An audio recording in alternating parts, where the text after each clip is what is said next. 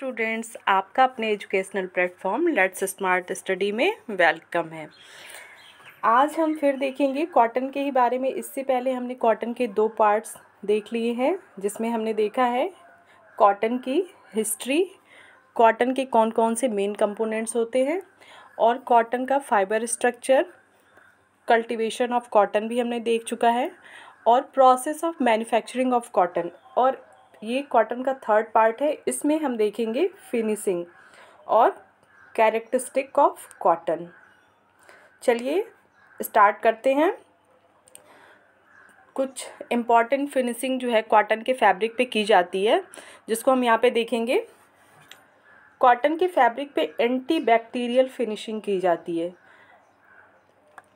Cotton के कपड़े आप देखते होंगे बरसात के मौसम में अगर उसमें नमी बनी रहती है, कि जब कपड़े सूखते नहीं हैं, या फिर जो लोग अपने कपड़े धूप में नहीं डालते हैं, हमेशा जो है जहाँ पे धूप नहीं होते ऐसी जगहों पे सुखाते हैं, तो क्या होता है कि उन कपड़ों पे ब्लैक ब्लैक कलर के स्पॉट्स आ जाते हैं, जो एक फंगल होता है, फफूंदी लग जाती है उसमें। तो इस तरह की चीज़ों से बचने के लिए इसमें एंटी बैक्टीरियल, यानी कि उस पर बैक्टीरिया और फंगस ना लगने पाए, इसलिए एंटी बैक्टीरियल फिनिशिंग की जाती है।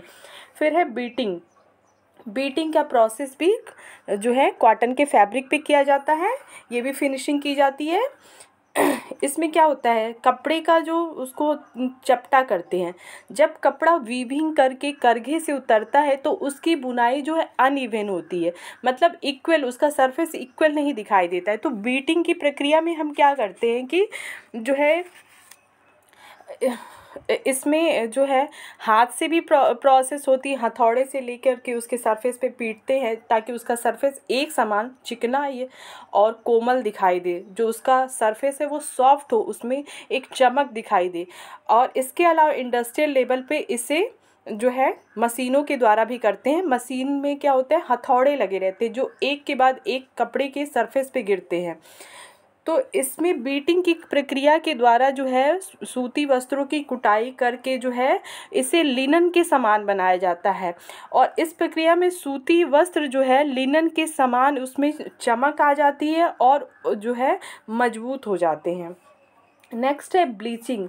ब्लीचिंग की प्रक्रिया जो है ये भी फिनिशिंग कॉटन पे बहुत किया जाता है। क्योंकि जो है कॉटन के कपड़े पहनने पे या फिर बहुत जो है बहुत ज़्यादा इस्तेमाल कर देने पे मैले, गंदे और पीले से दिखाई देते हैं, या फिर वीविंग के थ्रू जो कपड़े उतरते हैं करघे से वो भी वीविंग के प्रोसेस में गंदे हो जाते हैं। तो इसलिए इन कपड़ों पे क्या होता है, ब्लीचिंग की प्रक्रिया की जाती है। जैसे कपड़े में सफ़ेदी आ जाए, या फिर हमें कपड़े के सरफेस पे कोई डिज़ाइन बनानी हो, या कहीं का कलर हटाना हो, तो भी हम जो है ब्लीच की प्रक्रिया करते हैं। कैलेंडरिंग एक तरीके से आयरन का प्रोसेस है। ये बड़े लेवल पे, इंडस्ट्रियल लेवल पे आयरन जो होता है, इसमें क्या होता है, जो है 2 रोलर्स के बीच में कपड़े को निकाला जाता है, जिससे उसका सरफेस जो है उसमें चमक आ जाती है। Shrinkage proof.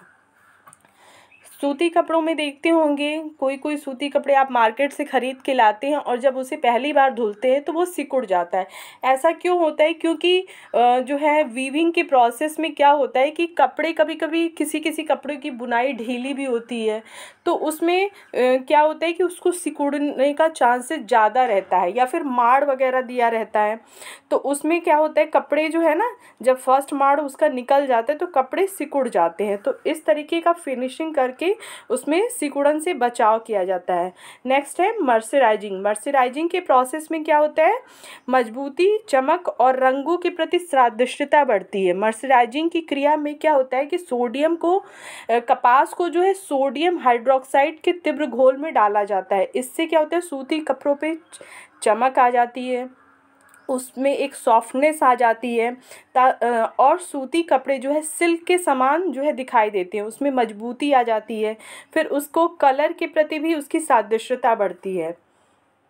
चलिए नेक्स्ट देख लेते हैं इसमें और कौन सी फिनिशिंग की जाती है। नेक्स्ट है मोयरिंग। मोयरिंग की क्रिया में क्या होता है, चमक लाई जाती है। मोयरिंग की क्रिया में चमक लाया जाता है। इसमें क्या होता है कि एक इंस्ट्रूमेंट के थ्रू जो है इसमें एक लहरदार डिज़ाइन बनाई जाती है, जिसे मोयर कहते हैं। नैपिंग की प्रक्रिया में कपड़े के सरफेस को जो है उस पे रुएँ उठा दिए जाते हैं, ताकि जो है जैसे आप देखते हैं फर वाले जो कपड़े आते हैं तो उसमें एक नरमपन, और उसमें क्या होता है कि उसमें एयर जल्दी पास नहीं होता है, जिसकी वजह से उसमें अंदर गर्मी बनी रहती है, फिर उसकी एब्जॉर्बेंसी बढ़ जाती है। ग्लेजिंग की प्रक्रिया भी इसमें चमक लाने के लिए की जाती है। इस ग्लेजिंग की प्रक्रिया में क्या करते हैं, वस्त्र पर माड़ या गोंद आदि लगा करके उसे रोलर्स के मध्य से गुजारा जाता है, जिससे उसमें चमक आ जाती है। सिंजिंग, ये भी वस्त्र को चिकना बनाने की प्रक्रिया है। नेक्स्ट है सिरिनराइजिंग जो है ये भी चमक लाने के लिए की जाती है, लेकिन ये चीप क्वालिटी के जो कपड़े तैयार होते हैं, जो चीप क्वालिटी के कपड़े होते हैं, मतलब देखने में तो बहुत आपको अच्छे लगेंगे, लेकिन जब आप ले आएंगे उसको 1-2 वॉश में ही उसकी क्वालिटी आपको पता चल जाएगी कि अच्छे नहीं होते हैं। तो इस तरीके की कपड़े पे जो है ये वाली प्रक्रिया की जाती है। चलिए नेक्स्ट देख लेते हैं, कैरेक्टरिस्टिक ऑफ कॉटन। फर्स्ट देखेंगे फिज़िकल कैरेक्टरिस्टिक और सेकंड केमिकल। इस पार्ट में हम फिज़िकल कैरेक्टरिस्टिक को देखेंगे, नेक्स्ट पार्ट में केमिकल। चलिए स्टार्ट करते हैं। तो फिज़िकल कैरेक्टरिस्टिक, कपास का रेशा जो है किसका बना होता है, सेल्यूलोज का बना होता है। क्यों? क्योंकि ये एक प्लांट बेस्ड फाइबर है, और जो भी प्लांट बेस्ड फाइबर होते हैं उसमें सेल्यूलोज होता है, लेकिन कॉटन में कुछ ज़्यादा ही है। तो कपास का रेशा जो है सेल्यूलोज से बना होता है, और इसका फॉर्मूला हो गया सेल्यूलोज का C6H10O6। तो इसमें कार्बन के देखिए 6 अणु हैं, हाइड्रोजन के 10, ऑक्सीजन के 6 अणु पाए जाते हैं इसमें। कपास में जो है 90% जो है सेल्यूलोज होता है, 90%, तथा 5 से 8% वाटर होता है। इसके अलावा कुछ अशुद्धियाँ पाई जाती हैं। तो कपास जो है सेल्यूलोज से मिलकर बना है, और ये इसमें क्या है, कार्बन है, हाइड्रोजन है, ऑक्सीजन है। 90% इसमें सेल्यूलोज पाया जाता है, और 5 से 8% जो है वाटर, इसके अलावा अशुद्धियाँ पाई जाती हैं। नेक्स्ट देख लेते हैं, कपास के रेशे की लंबाई। कपास के रेशे की लंबाई जो है 1/2 इंच से लेकर के 2.5 इंच तक होती है। कितनी होती है? 1/2 इंच से लेकर के 2.5 इंच तक। कपास के रेशे का व्यास कितना होता है? 16 से 20 माइक्रोन। तो यहाँ से क्वेश्चन काफ़ी आते हैं, तो इस पॉइंट्स को आप ध्यान से देखिएगा कि कपास के रेशे की लंबाई 1/2 इंच से लेके 2.5 इंच तक होती है, और इसका व्यास जो है 16 से 20 माइक्रोन, और 1 माइक्रोन जो है 1/1000 मिलीमीटर के बराबर होता है।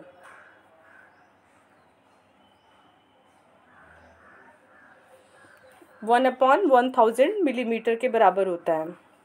नेक्स्ट है रंग और चमक। कपास में वैसे तो नेचुरल अपनी कोई चमक नहीं होती है, तो इसमें जो है फिनिशिंग के द्वारा जो है चमक दी जाती है। कच्ची अवस्था में कपास के रेशे कैसे होते हैं?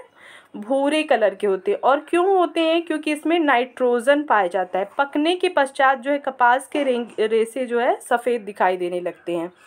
इसमें क्या होता है? प्राकृतिक चमक का अभाव होता है, अतः इसमें कृत्रिम विधि द्वारा चमक दी जाती है। कपास के रेशे में कृत्रिम विधि द्वारा जो है चमक दी जाती है। नेक्स्ट देख लेते हैं, प्रत्यास्थता। कपास के रेशे में प्रत्यास्थता के गुणों का अभाव होता है। प्रत्यास्थता के गुण का अभाव होता है।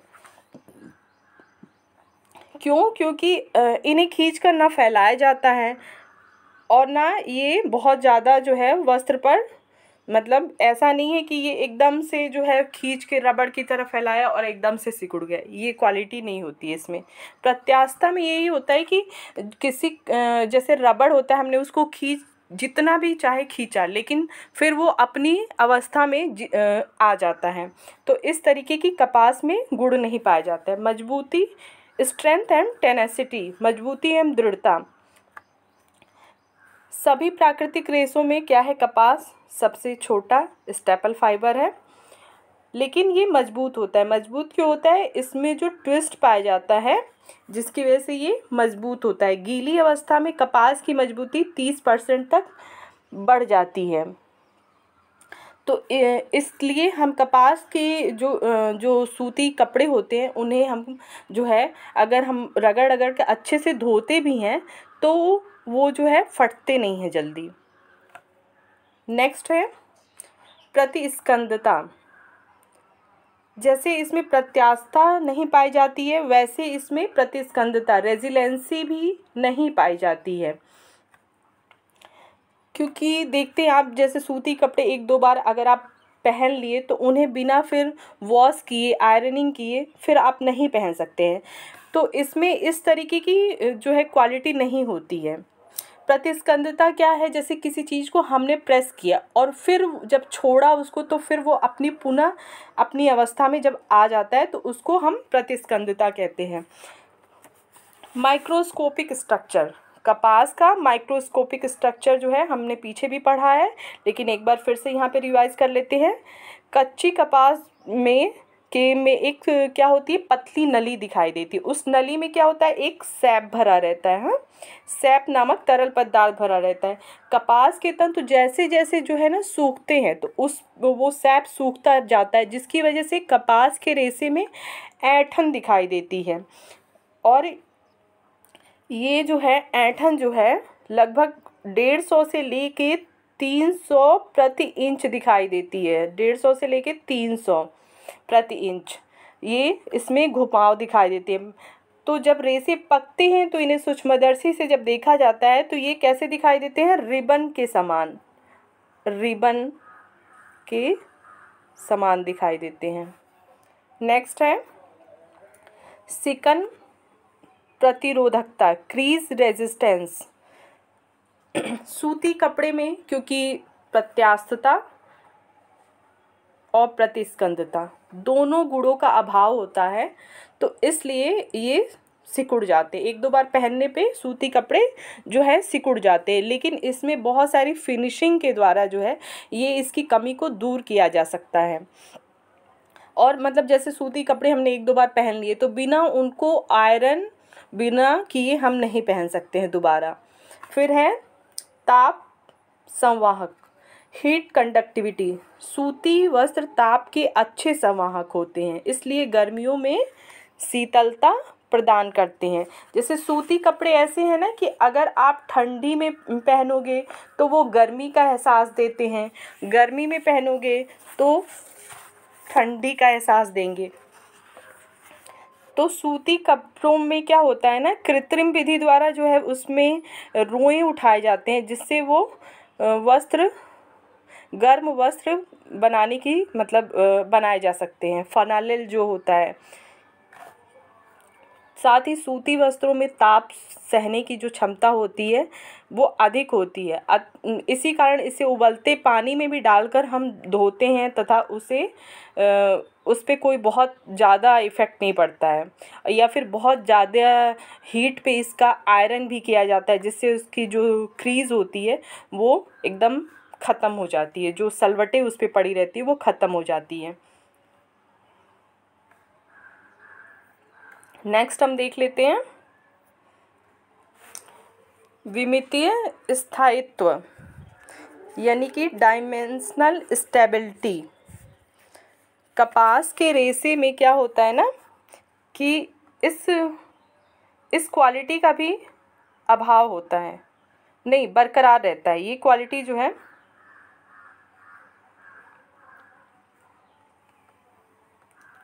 इसमें बरकरार रहता है ये क्वालिटी, क्योंकि रेशे ना तो सिकुड़ते हैं और ना ही फैलते हैं, विस्तारित भी नहीं होते। ऐसा नहीं कि रबड़ की तरह हमने बहुत इसको खींच के बड़ा कर लिया और फिर ये सिकुड़ गया।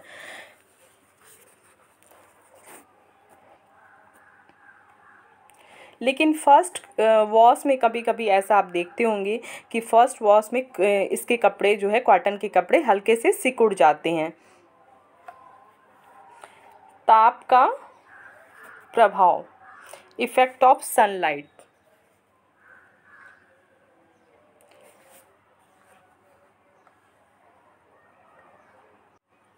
प्रकाश का प्रभाव, सॉरी ताप का नहीं, प्रकाश का प्रभाव।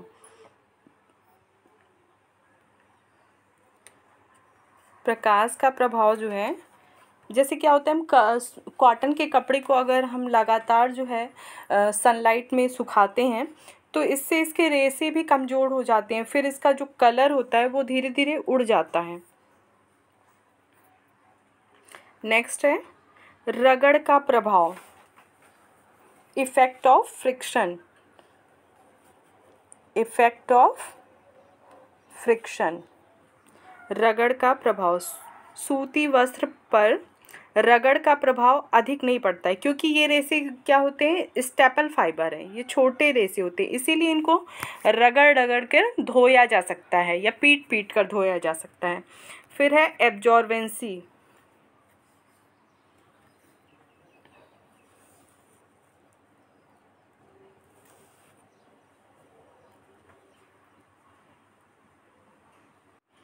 विद्युत संवाहकता, इलेक्ट्रिक कंडक्टिविटी। कपास के रेशे जो है विद्युत के अच्छे संवाहक होते हैं, इसलिए पहनने में आरामदायक होते हैं।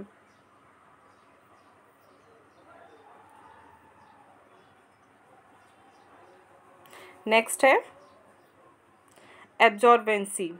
कपास के रेशे में क्या होता है कि एब्जॉर्बेंसी का अच्छा गुण पाया जाता है, इसलिए हम इसे जब गर्मियों के दिन में पहनते हैं तो ये हमारे शरीर से जो पसीने निकलते हैं उनको आसानी से ये सोख लेते हैं।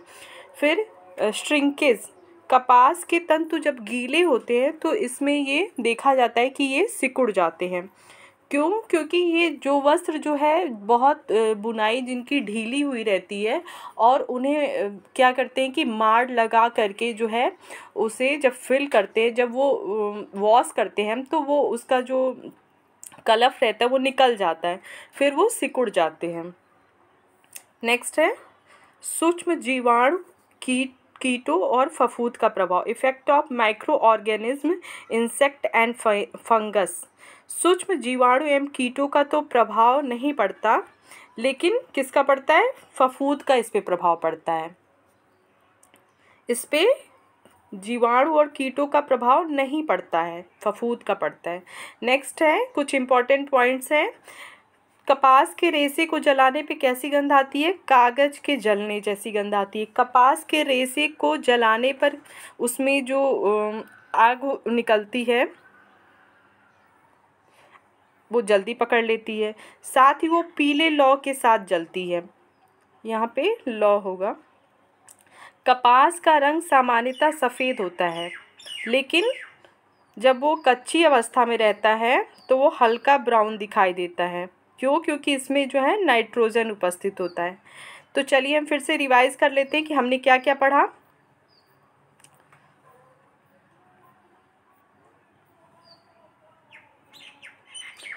इसमें हमने फिनिशिंग देखी, इस पे एंटीबैक्टीरियल फिनिशिंग दी जाती है। क्यों? क्योंकि इस पे जो है फफूंद जो लगते हैं उससे इनकी सुरक्षा हो जाएगी। फिर बीटिंग की क्रिया की जाती है। क्यों?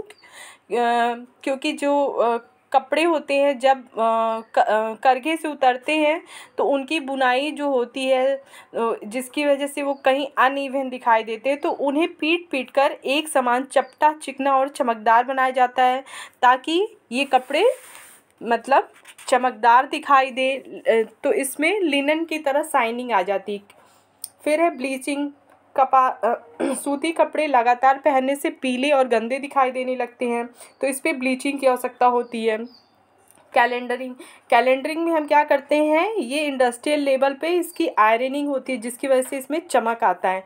फिर है श्रिंकेज प्रूफ, मतलब सिकुड़न से बचाव के लिए, क्योंकि कपास के कपड़े जो हम इस्तेमाल करते हैं, कॉटन के कपड़े जो इस्तेमाल करते हैं, उसे जब हम वॉश करते हैं तो वो सिकुड़ जाता है, जिसकी वजह से इस पर इस तरीके की फिनिशिंग की आवश्यकता होती है। नेक्स्ट है मर्सराइजिंग। मर्सराइजिंग में हमने क्या देखा कि चमक लाने के लिए और इसमें कोमलता बनाए रखने के लिए, इसकी मजबूती बढ़ाने के लिए, फिर इसका रंगों के प्रति सादृश्यता बढ़ाने के लिए इसमें मर्सराइजिंग की प्रोसेस की जाती है। इसमें क्या, सोडियम हाइड्रोक्साइड के घोल में इसको डाला जाता है। नेक्स्ट है मोयरिंग। मोयरिंग में क्या होता है, ये एक इंस्ट्रूमेंट के द्वारा एक जो है इस पे एक मोयर की डिज़ाइन बनाई जाती है, जिससे एक लहरदार चमक वाली डिज़ाइन बनती है। नैपिंग में उस कपड़े के ऊपर रोए उठाए जाते हैं, जिससे उसमें नरमपन बना रहता है, उसकी एब्जॉर्बेंसी अच्छी हो जाती है। फिर उसमें एक गर्मी का एहसास होता है। ग्लेजिंग की प्रक्रिया में माड़ जो है या गोंद लगा के उस पर चमक दी जाती है, मतलब उसे रोलर्स के बीच में दबा करके। फिर सिंजिंग में चिकना किया जाता है। फिर सिनराइजिंग में इसमें भी चमक लाई जाती है, और ये चीप क्वालिटी के कपड़ों पे किया जाता है। फिर हमने कैरेक्टरिस्टिक देखा। फिजिकल कैरेक्टरिस्टिक में फर्स्ट है कंपोजिशन। तो कपास का रेशा जो है सेल्यूलोज से बना है, और सेल्यूलोज का जो फार्मूला है C6H10O6, उसमें क्या है, कार्बन है, हाइड्रोजन है और ऑक्सीजन है। इसमें 90% सेल्यूलोज होता है, 5 to 8% वाटर होता है, शेष अशुद्धियाँ पाई जाती हैं। नेक्स्ट है रेशे की लंबाई तथा व्यास। कपास के रेशे की लंबाई जो है 1/2 इंच से लेकर के 2.5 इंच तक होती है, और इसका व्यास 16 से 20 माइक्रोन। तो यहाँ से क्वेश्चन बहुत आते हैं, आप इसको देख लीजिएगा। फिर रंग और चमक, colour and lustre. Colour lustre में हमने देखा कि जब कच्ची अवस्था में होता है तो कपास के रेशे का कलर कैसा होता है, भूरा होता है, और वो नाइट्रोजन की वजह से होता है, और जब पक जाता है तो वो सफ़ेद हो जाता है, और इसमें नेचुरल अपनी कोई चमक नहीं होती है, उसे मर्सराइजिंग की प्रक्रिया के द्वारा जो है इसमें चमक लाई जाती है। फिर है इलास्टिसिटी। इलास्टिसिटी का इसमें क्या होता है, अभाव होता है। क्यों? क्योंकि ये इसको बहुत ज़्यादा फैलाया नहीं जा सकता है। मजबूती, स्ट्रेंथ एंड टेनेसिटी, मजबूती एवं दृढ़ता। कपास का रेशा छोटा तो है लेकिन ये मजबूत होता है। क्यों? क्योंकि इसमें प्रति इंच जो है 150 से लेके 300 जो है परिवलन ट्विस्ट पाया जाता है, जिसकी वजह से कपास का रेशा मजबूत होता है, और ये गीली अवस्था में इसकी मजबूती 30% और बढ़ जाती है। नेक्स्ट है रेजिलेंसी, प्रतिस्कंदता। इसका भी अभाव होता है, क्योंकि हम जब कपड़े पहनते हैं तो फिर वो जो है क्रीज उसमें पड़ जाती है। नेक्स्ट है माइक्रोस्कोपिक स्ट्रक्चर। कपास का जो तंतु है, कॉटन का जो है, ये जब कच्ची अवस्था में होता है तो एक पतली नली उसमें दिखाई देती है, मतलब कि उसमें एक तरल पदार्थ जो सैप उसका नाम होता है वो भरा रहता है, और जैसे जैसे ये सैप सूखता है तो कपास जो है सूख करके उसमें एक घुमाव आ जाता है, जिससे ये एक रिबन के समान दिखाई देने लगता है। नेक्स्ट है क्रीज रेजिस्टेंस, सिकन प्रतिरोधकता। सूती वस्त्र को 1-2 बार जब हम पहन लेते हैं तो उसमें जाहिर सी बात है कि सिकुड़न आ जाती है। और क्यों आती है? क्योंकि उसमें प्रत्यास्थता और प्रतिस्कंदता दोनों गुणों का अभाव होता है। उसमें जो है इलास्टिसिटी और रेजिलेंसी दोनों नहीं पाया जाता है, जिसकी वजह से वो सिकुड़ जाते हैं। फिर है हीट कंडक्टिविटी। सूती वस्त्र ताप के अच्छे संवाहक होते हैं, इसलिए हम इसको गर्मियों में इस्तेमाल करते हैं। नेक्स्ट है विमितीय स्थायित्व, डायमेंशनल स्टेबिलिटी।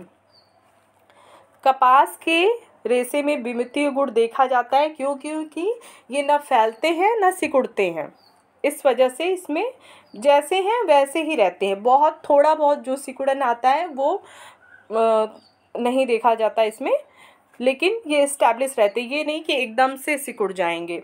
फिर प्रकाश का प्रभाव, इफ़ेक्ट ऑफ सनलाइट। लगातार अगर इसको सूर्य के प्रकाश में हम रख देते हैं तो ये क्या होता है, इसके रेशे जो है कमज़ोर हो जाते हैं और इसका कलर भी फेड हो जाता है। नेक्स्ट है रगड़ का प्रभाव। जो कॉटन के रेशे होते हैं वो स्टेपल होते हैं लेकिन मजबूत होते हैं, तो इस पर रगड़ का अधिक प्रभाव नहीं पड़ता है। फिर है विद्युतीय संवाहकता है, इलेक्ट्रिक कंडक्टिविटी। कपास के रेशे में विद्युत के अच्छे संवाहक होते हैं, इसलिए पहनने योग्य होते हैं। कपास के रेशे जो है। नेक्स्ट है एब्जॉर्बेंसी। कपास के रेशे में क्या है, एब्जॉर्बेंसी अधिक होती है और ये शरीर से पसीने सोख लेते हैं। फिर ये श्रिंकेज, इसमें जब कपास का रेशा जो है तंतु जब गीला होता है तो इसमें सिकुड़न बढ़ जाती है, और वो भी जो ढीली बुनाई के वस्त्र होते हैं उस पर। फिर है effect of micro organism, insects and fungus. तो इस पे इंसेक्ट और माइक्रो ऑर्गेनिज्म का प्रभाव तो नहीं पड़ता है, लेकिन फंगस का प्रभाव ज़रूर पड़ता है, क्योंकि जब इसमें नमी अगर रह गई, इस कपड़े में नमी अगर रह गई तो ये इसमें फंगस लग जाएंगे। तो इसको नमी से बचाना है, यानी कि जब भी इसको स्टोर करना हो तो इसको अच्छे से वॉश करके धूप में अच्छे से सुखा करके तब इसको स्टोर करना चाहिए। फिर इसके कुछ इम्पॉर्टेंट पॉइंट्स हैं। कपास के जलने पे कागज़ के जलने की जैसी गंध आती है, और अगर इसको हम जलाते हैं तो ये बहुत तेज़ी से जल जाता है और पीली लौ के साथ जलता है।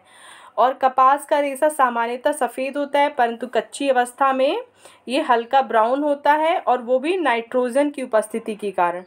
तो यहाँ पे हमने इसकी फिज़िकल प्रॉपर्टीज़ देख ली, इसकी फिनिशिंग देख ली है। नेक्स्ट पार्ट में जो बचा है केमिकल प्रॉपर्टीज़, वो हम देखेंगे स्टूडेंट्स। तो अगर आपको मेरा पढ़ाया हुआ पसंद आता है तो प्लीज़ प्लीज़ प्लीज़ मेरे चैनल को लाइक एंड सब्सक्राइब करें। Thank you.